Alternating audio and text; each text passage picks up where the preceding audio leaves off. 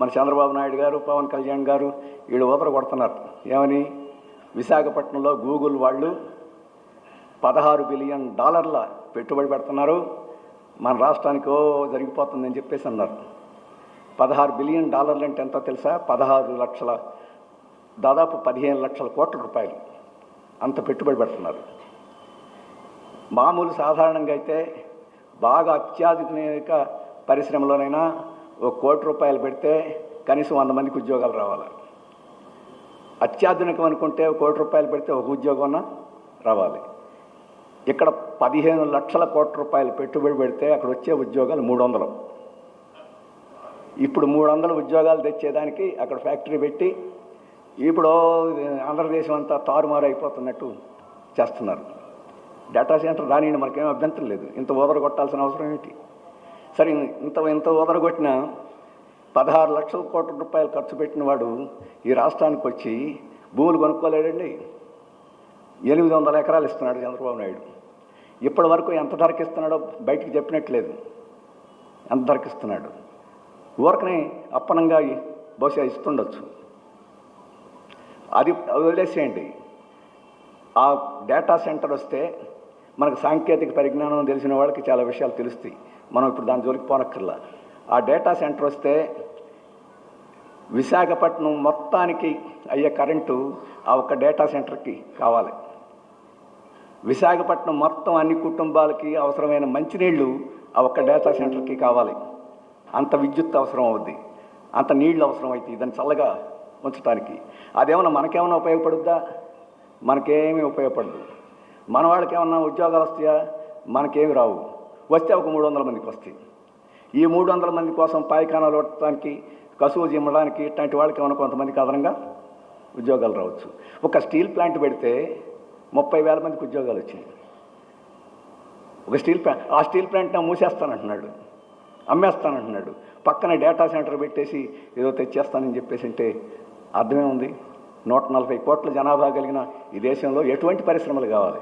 ఒక పరిశ్రమ పెడితే 100 వేలల్లో ఉద్యోగాలు వస్తే అటువంటి పరిశ్రమ కావాలి. ఇప్పుడు మన లక్ష్మణరావు గారు చెప్పారు, అక్కడ బట్టల దుస్తులు కుట్టే బ్రాండిక్స్ 30,000 మంది, 25,000 మంది అట్లాంటి దుస్తులు కుట్టే కర్మాగారాలు బెంగళూరులో ఉన్నాయి. ఒక్కొక్క కర్మాగారం 1,00,000 మంది పనిచేసే ఇవి కూడా ఉన్నాయి. అటువంటి వాటిలో పెట్టుబడి పెట్టి అమెరికా నుంచి తీసుకోవచ్చు, సింగపూర్ నుంచి ఎక్కడైనా మాకు అభ్యంతరం లేదు, అది తీసుకొస్తే ఉంటుంది. నేను ఆడి జోలికి పోవడంలా. ఇప్పుడు పెట్టుబడిదారి విధానం ఎటువంటి పరిస్థితి అంటే, అయితే ఇప్పుడు పరిశ్రమలన్నీ యంత్రాలతోటి బాగా పనిచేసి అయిపోయినాయి, మనుషులతోటి పని లేకుండా పోయింది. నేను చూడలేదు, మీరు కొంతమంది చూసి ఉంటారు. రజనీకాంత్ సినిమా రోబోట్, ఆ సినిమా చూసి ఉంటారు. రోబోట్ అంటే ఇప్పుడు ఆ రోబోట్లు వచ్చినాయి. మనుషుల చేత పని అక్కర్లా, రోబోట్లు చేసేస్తాయి. దీన్ని ఆటోమేషన్ అంటున్నాం. దీని మీద ఆధారపడి అంటే ఉన్న ఉద్యోగాలని ఓడగొట్టే పత్రం. ఈరోజు హైదరాబాద్లో ఉండే గూగుల్ వాడు తీసేసి, మైక్రోసాఫ్ట్ వీళ్ళందరూ ఉద్యోగాల నుంచి తీసేశారంటున్నారు. ఉద్యోగాలు పెట్టిన వాళ్ళు కనపట్ల.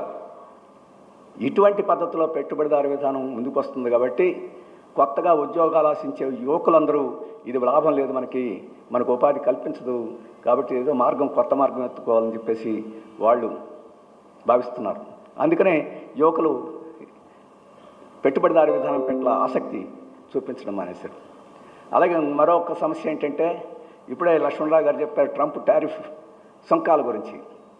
ప్రపంచ వ్యాపారం బాగా జరగాలి, మన దేశం సరుకులు వాళ్ళు కొనాలి, వాళ్ళ సరుకులు మనం కొనాలి. ఆ రకంగా ప్రపంచ వ్యాపారం బాగా జరుగుతుంటే ఆర్థిక వ్యవస్థ ముందుకు పోతుంది. ఇప్పుడు గుంటూరులో హోల్సేల్ మార్కెట్లో మిరపకాయలు అవి బాగా అమ్ముడుపోతుంటే ఉద్యోగాలు, పని, లాభాలు అవన్నీ ఉంటాయి. అది మూలన పడితే ఏముంటుంది? ప్రపంచం పరిస్థితి కూడా అంతే.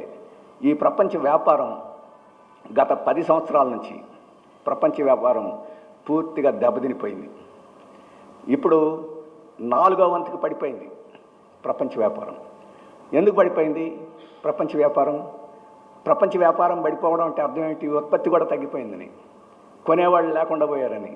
ఎందుకు కొనడం లేదు? కొనేవాళ్ళ దగ్గర డబ్బులు లేవని, డబ్బులు ఉన్నవాళ్ళు కొనడం లేదని. పెట్టుబడిదారుల దగ్గర డబ్బులు ఉన్నాయి, వాళ్ళు బీరువాళ్ళలో మునుగుతున్నాయి, వాడు ఒకసారి కూడా కొనటంలా. పెట్టుబడి పెట్టడానికి కూడా సిద్ధం కావడంలా. మరి ఇటువంటి పరిస్థితి పెట్టుబడిదారు విధానంలో ఉంటే ఫుల్గా డబ్బులు ఉన్నాయి కానీ కొనడం లేదు. కొనకపోతే ఫ్యాక్టరీలు నడవు, వ్యాపారాలు నడవు, ఆర్థిక వ్యవస్థ దెబ్బతినిపోద్ది. ఆ వ్యాపారాలు ఫ్యాక్టరీలు నడవకపోతే మన పిల్లలకు ఉద్యోగాలు పోతాయి. ఉద్యోగాలు పోయిన తర్వాత జీతభత్యాలు లేకపోతే వాళ్ళు మాత్రం ఏం కొంటారు? ఇటువంటి పరిస్థితి ఈరోజు పెట్టుబడిదారు విధానం ప్రపంచవ్యాప్తంగా వచ్చింది. అందుకని ఆందోళనలు, గొడవలు, సమ్మెలు, ప్రదర్శనలు ఎందుకు ఎక్కువ జరుగుతున్నాయి?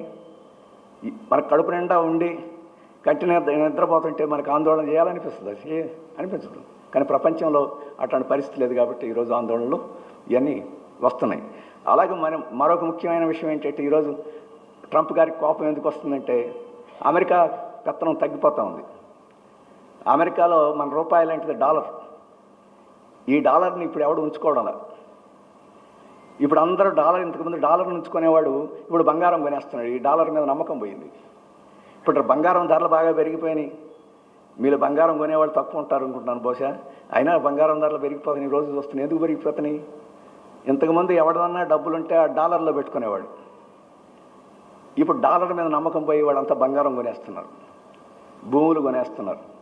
అందుకనే ఈరోజు డాలర్ మీద నమ్మకం పోయి, డాలర్ మీద నమ్మకం పోతే డాలర్కి నాయకుడిగా ఉన్న ట్రంప్ మీద కూడా నమ్మకం ఉంటుంది కదా. అమెరికా పెత్తనం చేసేదానికి అవకాశం ఉంటుంది కదా. కాబట్టి అది కూడా ఈరోజు అమెరికా కోపంగా ఉంది. మరి డాలర్ మీద నమ్మకం పోయి ఎవరి మీద నమ్మకం పెరుగుతుంది అంటే చైనా వాడి మీద నమ్మకం పెరుగుతుంది. చైనా మన రూపాయిని వాళ్ళు యువాన్ అంటారు. యువాన్ వాడి రూపాయి పేరు. ఇప్పుడు ఎవడైనా మన రూపాయలన్నీ దాచుకోవాలి, మన రూపాయలకి నమ్మకం లేదు, ధరలు పెరిగిపోతున్నాయి, విలువ లేకుండా పోతుందంటే యువాన్లు కొనుక్కొని దాచిపెట్టుకుంటున్నాడు. మన దేశం దగ్గర యువాన్లు ఉన్నాయి. చైనా దగ్గర సరుకులు కొంటే మన వాళ్ళు యువాన్లు ఇస్తున్నారు, డాలర్లుగా అది ఇస్తుంది. రష్యా దగ్గర ఆయిల్ కొంటే మన వాళ్ళు యువాన్లు ఇస్తున్నారు. అంటే ఈరోజు ప్రపంచంలో క్రమేణా ప్రజలందరూ ఇప్పటికే డాలరే ఎక్కువ మంది తీసుకుంటున్నారు.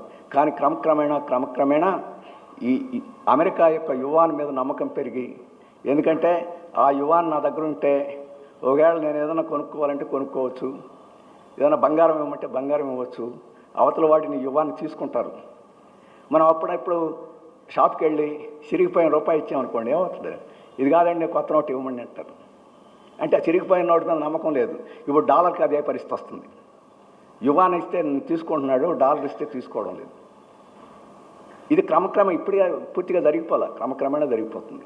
అందుకని చైనాని ఇప్పుడే దెబ్బతీయకపోతే అమెరికాకి మొత్తం పోద్ది. చైనాలో సోషలిజం ఉంది. చైనా మీద నమ్మకం పెరిగితే సోషలిజం మీద కూడా నమ్మకం పెరుగుద్ది. ప్రపంచంలో అందరూ సోషలిజం కావాలనుకుంటారు. కాబట్టి చైనాని దెబ్బతీయాలని చెప్పేసి అమెరికా కంకణం కట్టుకుంది.